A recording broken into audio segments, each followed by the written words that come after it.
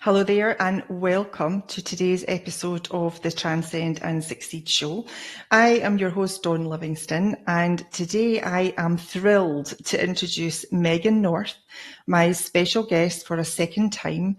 And from all the way down under, Megan is a dedicated coach, facilitator and speaker who has made it her mission to help corporate professionals find balance and wellness in their lives. And with over 20 years of experience, she combines practical strategies with heartfelt support to guide leaders, employees, and women in business towards overcoming limiting beliefs and achieving their goals.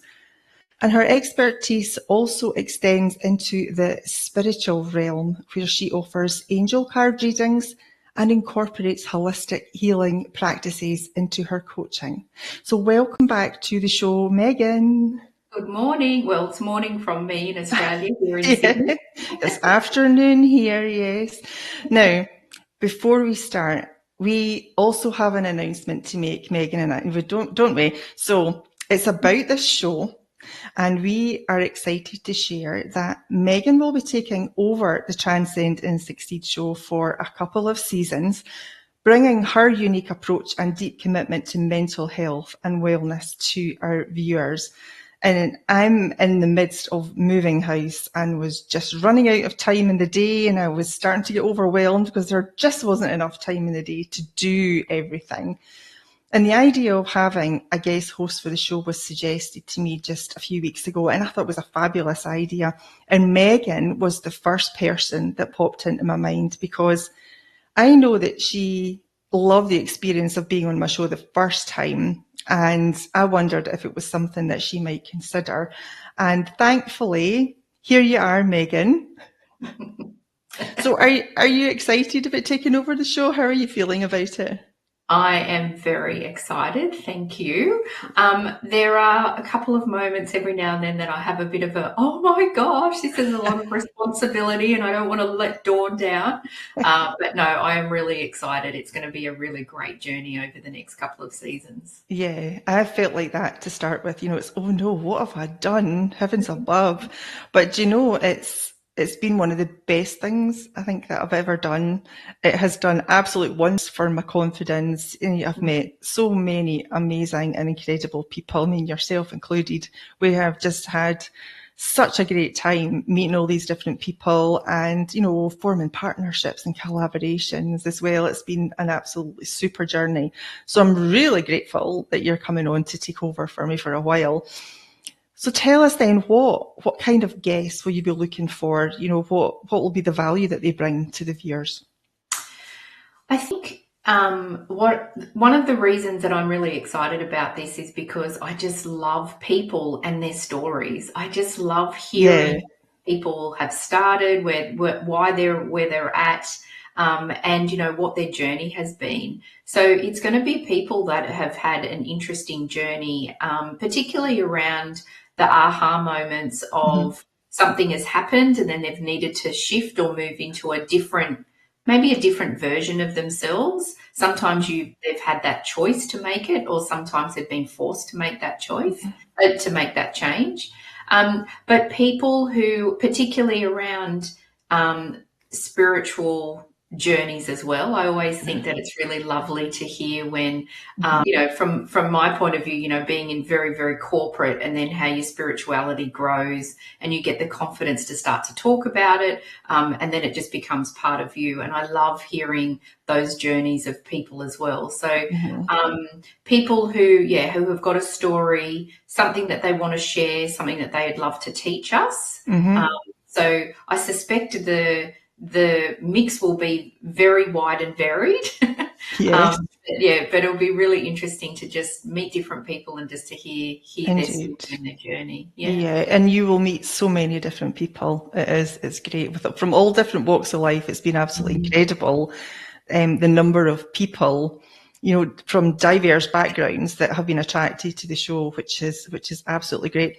And you're talking about, the spiritual aspect of life. And I think that's my passion, is like above the physical. I love talking about out-of-body experiences. I love talking about, near-death experiences, about, finding out what people are experiencing, because once you experience it, that's your truth. You can't do anything about it.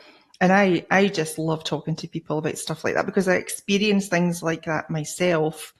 So it's nice for people to talk about that, and then the viewers can understand, oh yeah, that happened to me. I didn't know what that was. So I'm hoping to, help enlighten them a little bit, so that they understand that it's not just happening to them, it's happening to other people as well. And here's what we found, here's what we experienced, so because half of the time you just feel a bit crazy. I don't even know how to explain that, because that's really how it starts. But that's the way I am kind of morphing. I feel like that's the path I'm taking down. But I'm really glad that you're going down that spiritual side as well, which is amazing, because I know when we first chatted on the first season, you were, helping to coach professional women and help them with overwhelm. And it's really lovely the last time we spoke for you to say that you're actually incorporating some spiritual aspects as well. But we'll ask you about that in a little bit. So it was about a year ago, 9 months ago, roughly, that we chatted, and you came on my show. So in that year, Megan, what have you been up to? What have you been doing? What changes have you made? So one of the biggest changes that I have made is I have merged my two businesses. So I got some advice from someone a few months ago who is someone in the spiritual world.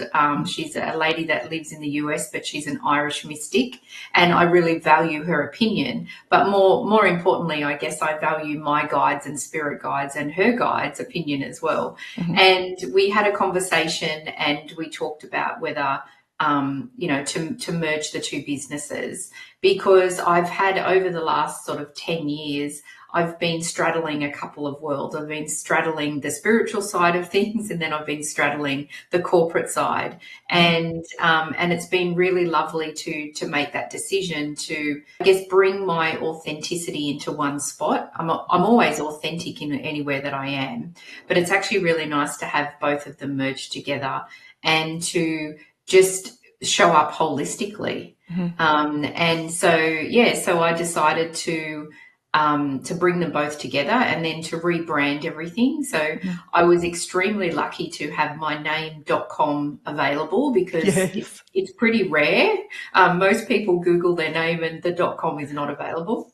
I did that and it was available. So I think that was a sign as well. And it was funny, because when I was having a chat to her, she said to me, all of my guides are saying to me, they're saying it's all in your name. It's all in your name. Megan, it's all in your name. And I said to her, oh, that's funny. I said, a couple of months ago, I looked up megannorth.com and it was available, so I bought it. And she's saying, oh my gosh. There you go. Yeah, so it's really lovely to to now have a rebrand, and to just be my name, and not to be different business names. All of my offerings, pretty much everything is the same. It's just now just under the one banner, and people can pick and choose what they want to look at on the website, and whether they want to look at the spiritual side or the more corporate, the corporate stuff that I do. So that's been the biggest change, I think, over the last 12 months. Yeah. That's great. That's great. And I know when we were talking about, your spiritual gifts, give us a little bit of information about your gifts. When did you discover that you had them, and what are they? Tell us all about that. So it's interesting because before my mum passed away, my mum passed away 10 years ago, but I started on my spiritual journey, I reckon, about 25 years ago. And I was lucky to actually ask her before she passed away, whether I had many imaginary friends as a little girl. And she said, yes, you were constantly talking to people. Now, I since have realized that actually it wasn't imaginary friends. They were spirits and angels and, whoever was showing up for me. So I think it's been there ever since I was little. And I did have a couple of experiences sort of as an early teenager with connections into certain people that now when I reflect back, I realise that was the journey that I had started on. But as I got older and sort of in my late teens, I started drinking alcohol. And so I think that blocked a lot of what my does. Yeah, just complete toxins, isn't it? Yeah. It is. And so there was little bits that sort of happened through my life that I did have moments of, I kind of was getting to understand what my gifts were. But then 12 years ago, I stopped drinking, and that's when everything changed for me, because everything, it cracked open. Everything became very clear for me, and my gifts started to really become apparent. So my strongest gift is I'm clairaudient, so I hear, and it's always in my right ear, and it's just everything channels through that right ear. But I also then have got the gift of the feel, so I feel when I'm doing a healing on a client, or I get that rush of energy, like I feel it go through my body, and also just the knowing. So for most people, that's just, you just trust your gut. You just know, you just have a moment of that doesn't feel right or that feels right.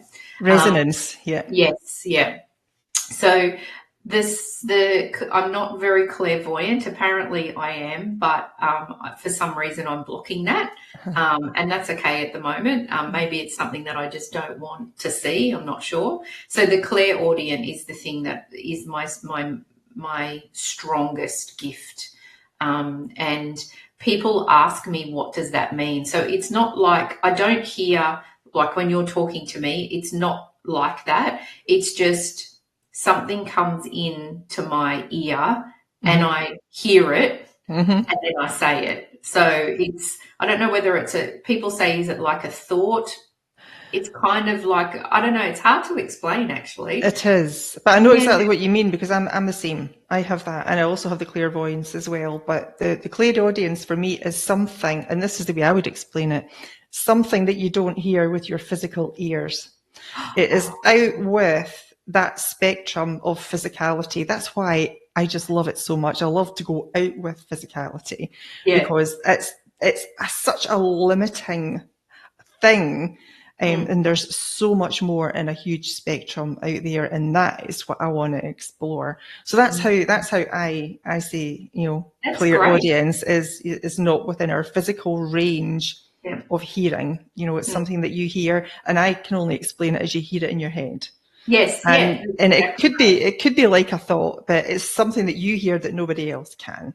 Yes, yeah, exactly. Great. And I think maybe and this is my spidey sense coming through, that your clairvoyance, it is there, and you need to pick up on some other areas, so you need to develop them first before your clairvoyance will come through. But I think it's going to be quite strong. It's going to come through, and you're going to see it, and you're going to think, wow, how come this is taking so long to come through? But you're learning something at the minute. Something's coming through.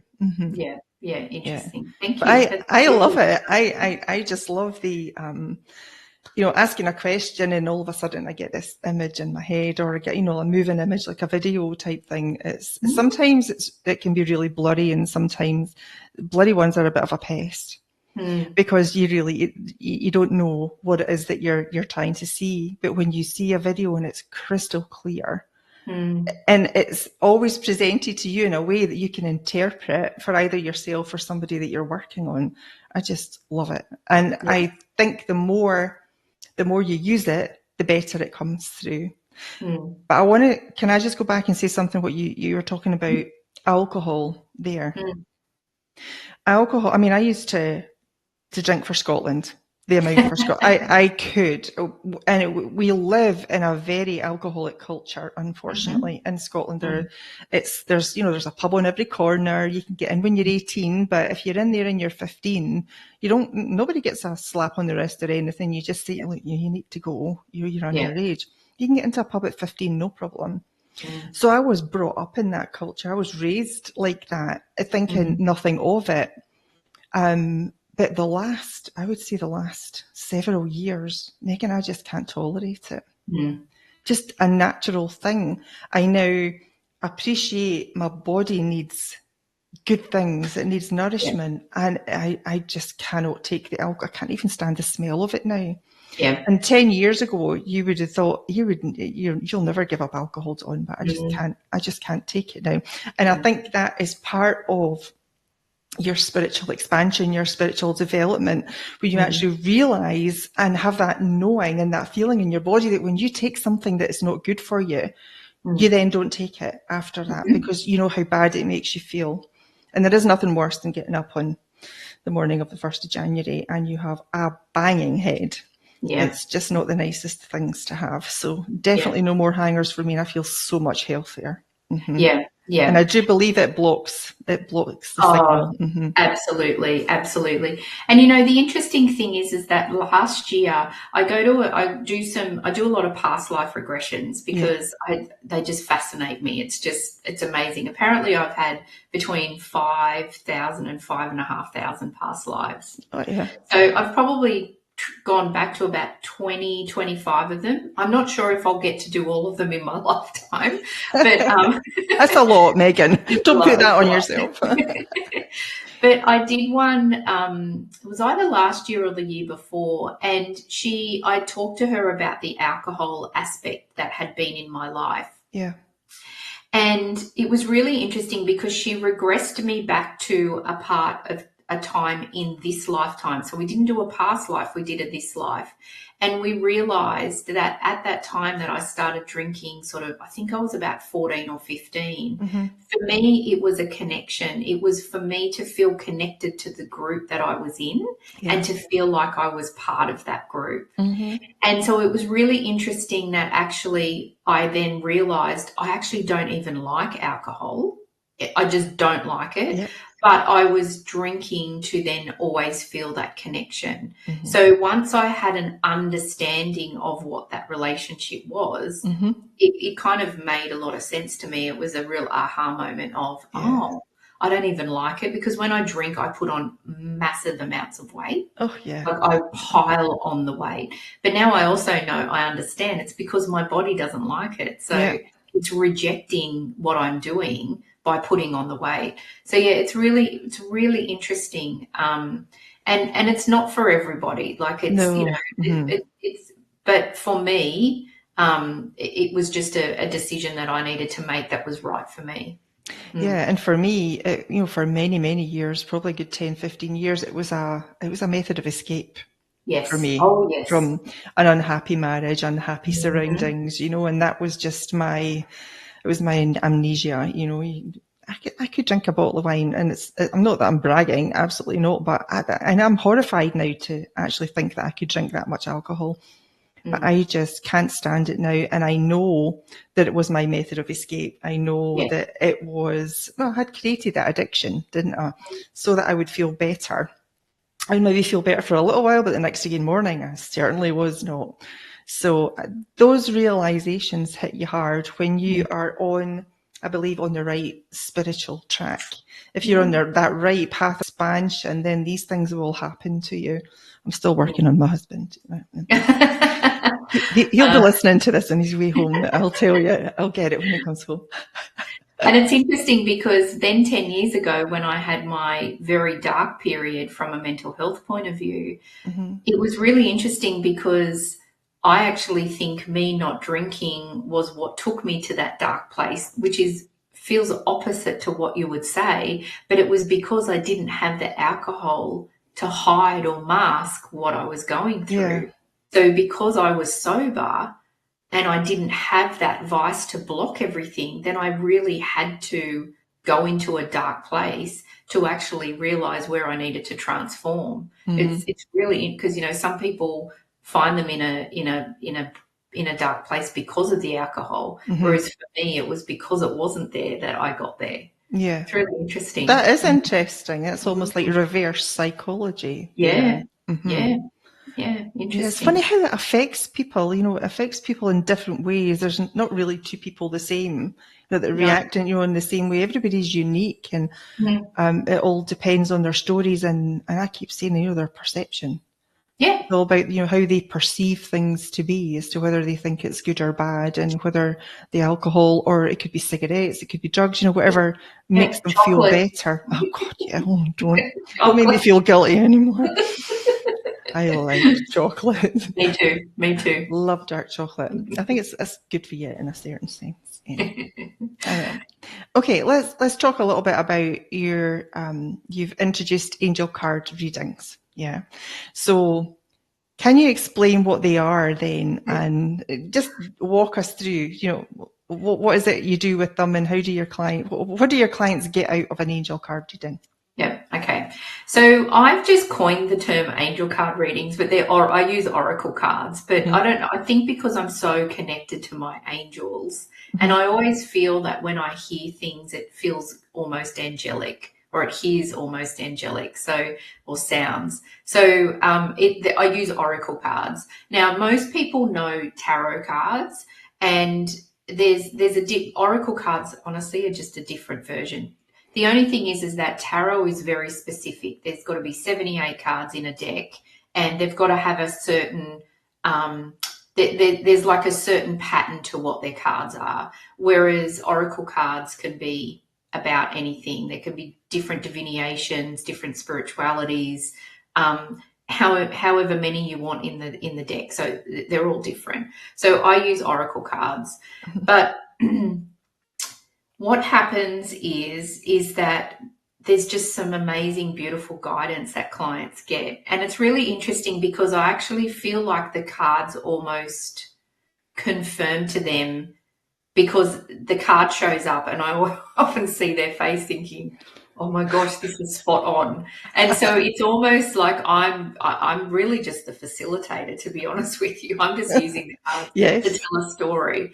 But what I do is, for me, it's really important that my clients feel like that I'm not just making this stuff up, or I'm not being guided by what they're telling me they want to hear. So what I do when I'm with them, I do it online or I do it in person, is when I'm shuffling the cards, I say to them, just have a think about what you want guidance on. Don't tell me. You just think, because you will manifest whatever you need.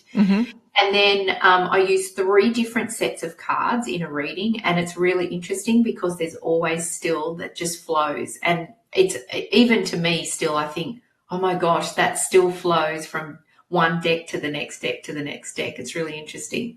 And what I also do to ask my clients is, don't make any comments or say anything to me or start a conversation before the first sort of 2 or 3 cards, because I also then want them to feel like that what I'm picking up is actually what they're after. And I also don't want them to think that I'm being guided by, they said, I want something to do with career, and then I start saying, oh, you're going to change your job. I just want them to start to feel really comfortable, because it's a real privilege for me to be doing this for them. And so it's actually quite funny. I had a lady here in this room. She lives in Sydney, on last Saturday, and she came for a reading.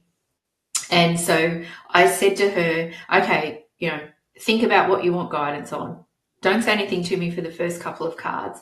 And I always say to them too, I'm always going to ask you, does that make sense? Because I hear and I channel, I start to say things that even for me, it doesn't make sense, but I need to know that what I'm saying is on the right track. And the funny thing is that I started doing the reading, first card, blah, blah, blah, second card, third card. And I said, and she was sitting there and she goes, can I talk to you now?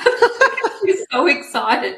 I said, of course you can. And she said, oh my gosh, can we go back to that first card? Everything that you've just said is true because of this, this, and this. And then the second card, and then the third card. So it's actually really nice because it's then a really beautiful experience that the client, that I've got then the trust, there's a safe space, and then it's really lovely because then I can start to really have a full-on, very deep conversation with them about the stuff that's coming out. And then, they feel like that they're speaking to someone that's trusted, that's not just making these things up. So yeah, it's very interesting. I know. Beautiful. Let's continue that conversation after the break, but stick with us because Megan, are you a good teller of very bad dad jokes, or? I think my dad was the best, so there you are. She's got a couple of bad dad jokes to tell us. So hang around and we'll be right back. Hold on, Megan. Thank you.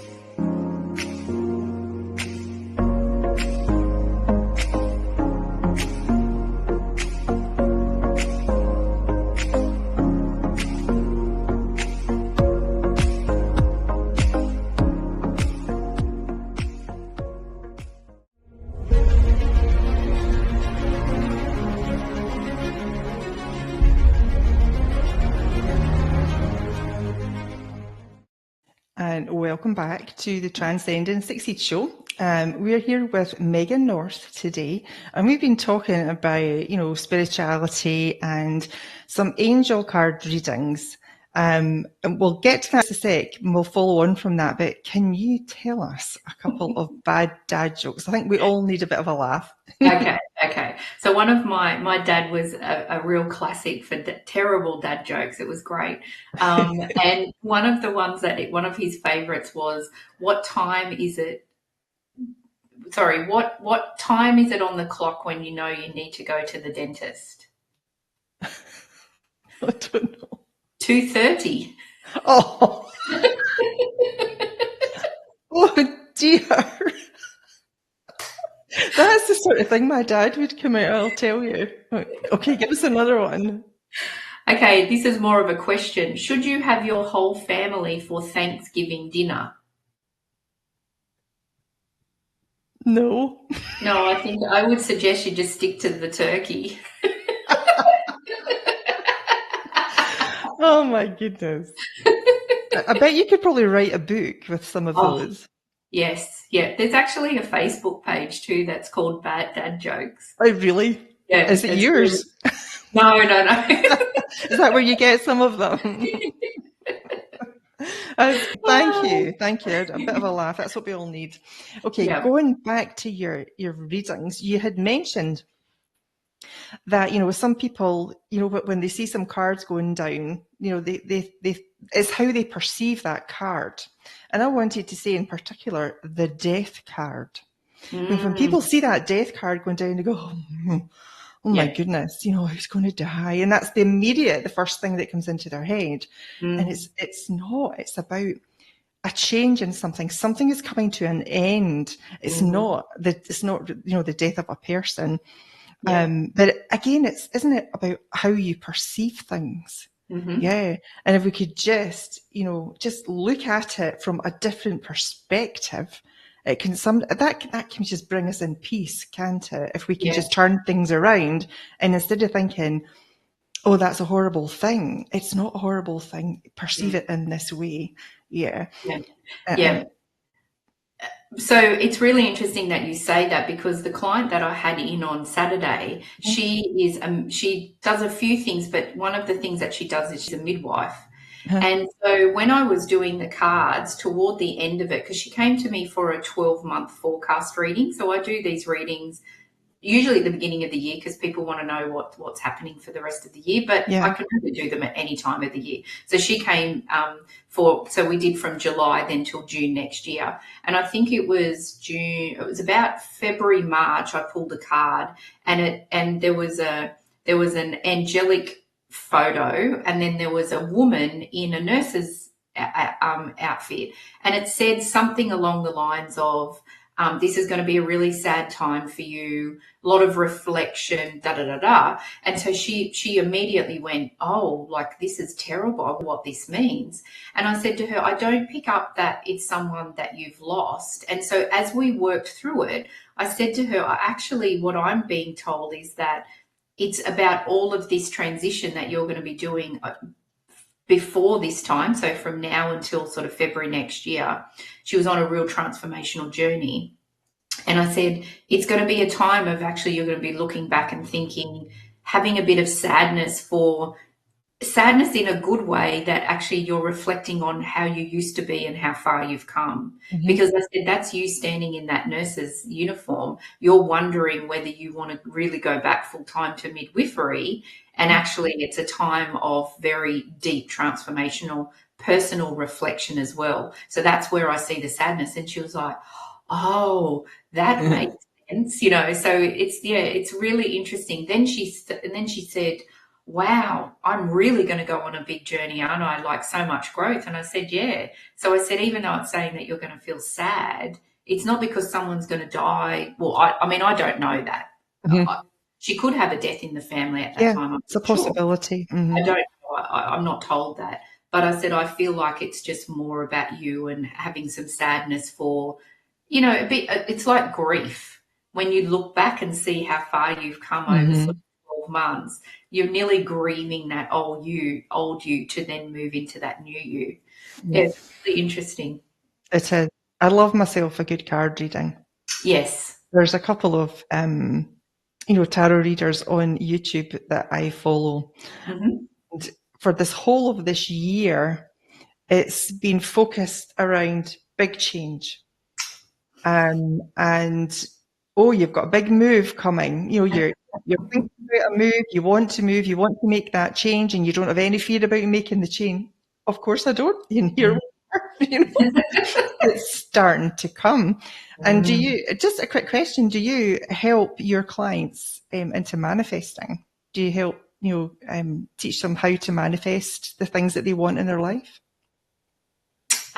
Sometimes I do. It depends. So, what I do is I get them to copy, like to take a photo of all the cards, and then to start to reflect on what they mean. And but yeah, actually I do actually, because what I was saying to her was, I said, you need to have a couple of affirmations for these moments through the next 12 months. And we talked through when she could use them. And then I actually I've got another deck of, they're not oracle cards or anything, they're affirmation cards. And I shuffled through, and the two that came through were just so spot on. So I said to her, when you feel this, then say this to yourself and use that as an affirmation. So we used it in that sense of, but I actually think that when I'm doing a reading, it's almost manifesting for them anyway, because I don't usually do, the reading isn't about the past, it's always about the present. So they're all, by just having a reading, they're almost manifesting what's about to come anyway. Because they've, I always say, when you've come for some coaching or a reading or you want to have a healing, you're already halfway on your journey. The fact that then you're exchanging money to me and I'm exchanging energy for you, you're actually already manifesting that into your life. Yeah. And isn't it funny that, when things start to happen for you, you're in alignment, you're starting to get yourself into that vibrational alignment. And in this last little while has just been incredible for me. And I was just thinking about that last night and talking to my husband about it, because I sat down I would say about 3 weeks ago, maybe 4 weeks ago, and I was just sitting in the morning, I'd had my cup of tea, and I just thought, I'm quite tired. I thought I'd just meditate for a little bit. So I did. And then I found myself starting to make these affirmations and to run energies into, to actually try and create things that I wanted. So we knew we were putting our house on the market. I ran energies to manifest the perfect buyers quickly, that were 100% committed to doing this. So there would be zero issues all the way through. It would all flow really nicely, and that we're open to buying some, furniture or whatever it is that was in the house that we didn't want to take with us. And what did we get? The first viewer on our house. Yeah. That evening there was an offer on the table, and it was everything that we asked for. And we were very, very happy with it.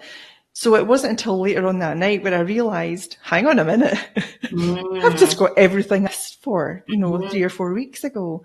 Yeah. So when things start happening like that, you are absolutely in alignment. And I just love these sort of things. So I'm interested. I keep looking at them, my readings every couple of weeks, and they're telling me exactly the way things are moving for me at the minute.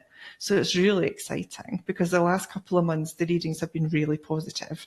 And I think that in itself helps to motivate you and uplift you into, taking action, into getting the things that you actually want. Would you agree with that? Absolutely, absolutely. But I also think it's a really important point that you make, that when you're talking about being in alignment, because the other thing that we need to remember when we're manifesting is that the universe and all of our guides and our angels and people who are passed over, like my mum and dad, are always around me. They want only the best for me. Yep. So the other thing that we need to sit in when we're manifesting is the trust that actually if something doesn't come along our way that we expected, it's because something better is actually coming. There. Because sometimes when we're manifesting, we get so caught up in we want that exact thing. And if it doesn't show up like that, then people actually get despondent. They start to lose their faith and trust in what's happening. But it's actually then thinking, okay, I'm disappointed because it hasn't happened this way, but actually show me what way it's meant to go. And so, and you, me hosting this show for you is the perfect example of that, because I want to ultimately travel the world and speak on stage about mental health and well-being. And so I've seen myself physically on a plane and those sort of things, and I suspect it will still come. But the first step has been you messaging me and saying, and you're talking about I'm feeling overwhelmed at the moment. And I thought, Dawn's going to ask me to do some coaching with her. Then you say, I would love for you to look after the show for the next 6 months. And so that was me being in that trust of trusting that actually everything is coming to me at the right time, but in the right way as well. So what I had in my mind is slightly different, but it's actually better. Yep. So I think it's really important when we're manifesting to think of that. I agree. And also I think too, to lift those expectations of how we think what we want will be delivered, because we're only limited by our own expectations, right? And if we stop thinking about all the little minute details about how we want to achieve something, just put it out there, be grateful for it, and then just allow it to flow, because the universe and life will just bring it to you in its own special way. And if we start to think that we're going to get it in a specific way, and we start to focus on that, then we're butting heads with what, with the flow of life, with the flow of deliverance, and we will not receive it in the way that we expect. It's a form of resistance, our expectations. And if we can just let them go and just put out there, here's what I want, here's what I would like to have, and then just allow it to flow. And don't keep changing your mind. Don't keep changing your mind and changing the details slightly, because that'll put it right back to the beginning. Yeah, exactly. And, it's interesting too, because you said that about, we put our own human ideas and expectations on it. Yes. But actually, if you're putting it out to the universe, there's something a lot bigger than that. So the universe doesn't think the way that we do like we humanize our manifestation. Yes. And that's, I think, why we need to actually be a bit more flexible and accept what's coming and trust it, because the universe knows the bigger picture. Like, it's got the umbrella view, the whole view. We only have our human view of what's happening at that time. Yeah, and as soon as we think about something and say that we want to manifest something, then it's all planned. It's all getting, planned together, all this, kind of weaving all this tapestry together to bring it to you.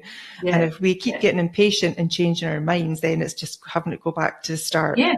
Yeah, it's confusing. Exactly. And it'll be frustrating for you as well, because you're never going to feel like you're getting anywhere. Exactly. Yeah. Absolutely. It's fascinating. I know it is, the whole thing. And you were talking about, the way the universe thinks. It's the universal language is vibration. It's not like a verbal chat that we're having. That's a vibration in itself, but it's all vibration. If we're in alignment with the things that we want, with that vibration of the things that we want, then we stand a chance of bringing it to us a lot quicker. And it's evident in my life this last couple of months, and not just about this house, but about you as well. I put that out there too. I want to, somebody that is going to be great for the show, is going to build it up really well, and they're going to do super well on it. And there was a few other things in there. I can't remember what they are. And I've got it. I've absolutely got it. And it's all been in the nick of time. All been in the nick of time, because you start next week, and we are under contract, so we're going to have to start packing. I know. Tell me about it. We like to move around. We don't like to sit still, and we're quite because at the moment we don't know where we're going to go. So no idea where we want to go to this time, so we're going to have to take a little bit of time, but it's all super duper exciting. It's amazing. Very exciting. Very exciting. And I did say to you 3 weeks ago that it would only take 2 weeks. Yeah, and it was less than that. Yeah, it was absolutely super. I know, fabulous. I love it when a plan comes together. That's what my husband said. He's looking for the meme, from the A-team. I love it when a plan comes together. All right, well, we'll leave manifestation behind, but beyond the angel card readings, then tell us a bit about what other services you offer and what you incorporate in your practice, any other modalities, etc. So I do coaching as well, and I call it intuitive coaching because I'm a certified health and wellness coach, and that kind of entails everything of health and well-being. But I call it intuitive coaching because I do have a healing background as well. So I'm a Theta healer. So I work with the Theta brainwave, and we are in a Theta brainwave between the ages of 2 and 6. And when we're in that brainwave, in those ages, it's when we take on all our belief systems. But I don't know whether they're necessarily our beliefs, because at 2, I'm not sure that I was rocking the world and thinking that I had my own beliefs. Even at 3 and 4, I don't think I did. So we take on other people's beliefs. So it could be parents, your grandparents. It's a lot of ancestral Could be your friend, the friends that you're going to school, their parents, your neighbours, all of that sort of stuff. We take these on subconsciously and we don't necessarily know that we've got them. But as we go through life, then we can have these beliefs that actually don't necessarily serve us very well. And so I'll give you an example. I had a client of mine who came to me for some coaching. She wanted some wellness coaching, but she also wanted some coaching just in relation to some things around her work. And she had a cultural background of, she was Indian. Mm-hmm. And so what transpired through that was what she was finding difficult was when she was at the office and in meetings, she couldn't, because of cultural things that she'd grown up with, she couldn't speak to her boss or her boss's boss or anyone that was older than her until they spoke to her first. Mm-hmm. Because culturally, in an Indian family or culture, that's often how you're brought up. You don't speak to someone who's an elder or who's your manager until they speak to you. And she found this really difficult. She's super technical, very, very successful corporate woman. But when she was in a meeting, if her boss was there and he didn't ask her that question, she found it difficult to speak up. So we did some work on that. And so what we do is we heal. I like to say we heal it. We clear the things that are no longer serving you. But then we replace them with other things I say things like it's safe and possible. So it's safe and possible for you to speak to your manager. You know that you have the confidence and it's okay, that you're not disrespecting your ancestry or your cultural background by doing this. So we fill you. So by healing and clearing things, it creates a void. We then need to fill it with the positive things. Mm-hmm. And so we worked together for 6 weeks. And through that time, we cleared more and more things. And about a week after we finished, she rang me, and it was just the best phone call ever. She rang me and she said, "You're not going to believe what happened." And what happened? She said, "I got in the lift to go up to the office at work. And my boss got in." And she said, "And I started a conversation." And she said, "I was fine with starting a conversation because I knew I could." And she said it was an amazing conversation. And she said it was just more, I said, "Good morning, how was your weekend? How are you today?" But the fact that she had that confidence and that she could feel safe in doing that. So it's quite fascinating to be able to work on those things that she realized what her block was. She knew from a cultural point of view. So it wasn't necessarily a subconscious thing, but sometimes it is. So I like to incorporate that into my coaching with clients, because if they're coming to me and they're struggling, I'm struggling with food or alcohol, or my mental health isn't that great, it's quite interesting to start to really delve deep and go further into, well, whose beliefs could you be holding on to that actually may be blocking you from clearing that? Yeah, it's a big difference. Yeah, and I talk quite a lot about, the belief systems and the vibrations that we take on through our ancestral line. And I usually say, if you think about, if you go back to your 9th set of great grandparents, you have taken on the traits and the vibrations of over 2,000 lives. 2,000 lives. So it's no wonder we feel like we're in quite a mess, because we've got all this stuff, these burdens that aren't ours, that we need to clear and we need to get rid of. Yes. So yeah, I mean, I don't think people think about it like that, really. But 9 great grandparents, over 2,000 people, is jaw dropping. Absolutely jaw dropping. Yeah. So that's why I like to, it's interesting. Look, I do have some clients that just want straight coaching, and that's okay. That's fine with me as well. Yeah. But it's really lovely if they then say, "Tell me more about the healing and how can we incorporate that?" So I do that. I'm also an advocate for mental health and wellbeing. So I'm actually writing a white paper. We call it a white paper, but it's a research paper at the moment, particularly around mental health and wellbeing in the IT industry. And I'm being really specific about the question that I'm asking, researching, I suppose, of whether senior executives and senior leaders in the IT industry feel like that they're equipped to deal with people in their team if they're struggling with their own mental health and well-being. And so, yeah, it's a very interesting. I'm collaborating with over 20 senior executives, owners of businesses, IT businesses, and I'm getting some real traction on that. So it's been really interesting to be talking to these extremely senior people who don't necessarily feel like that they're equipped. And I know it's a little bit different in the US, but here in Australia, there's a new law that has just passed. And it's called psychosocial hazards. So it's basically then falling under the health and safety of you need to now be able to create a psychosocially